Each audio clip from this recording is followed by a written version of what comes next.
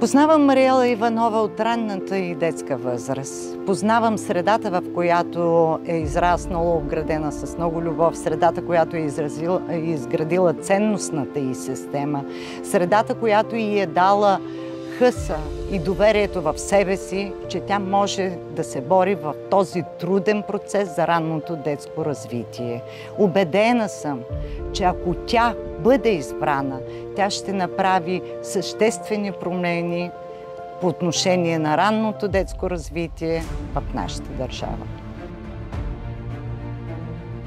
За мен тя е един изключително морален млад човек и аз съм убедена, че нейният морал не е списък от правила или по някакъв начин подготвени фрази или рецептурна книжка, от която можем да се ползваме. Нейният морал е дълбоко заложен в нея.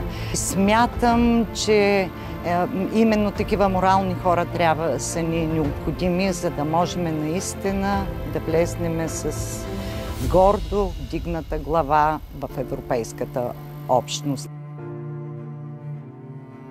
Подкрепям един добър педагог в неговата кауза. Подкрепям една майка, която наистина иска да се случи нещо, която се бори, която е посветила времето си, познанията си, силите си, за да направи нещо, което в никакъв случай не бива да се пренебрегва. Каузата и за ранното детско развитие е върховна кауза. Поддържам каузата ѝ, защото вярвам, че това е правилно. Като педагог и юрист мога да кажа, че това е светлото бъдеще на България. Аз вярвам и съм дълбоко убедена, ако тя бъде избрана за народен представител, тя ще може да внесе промените, ще може да се бори за промяна на стандартите в ранното детско развитие и наистина ще го направи с дълбок професионализъм.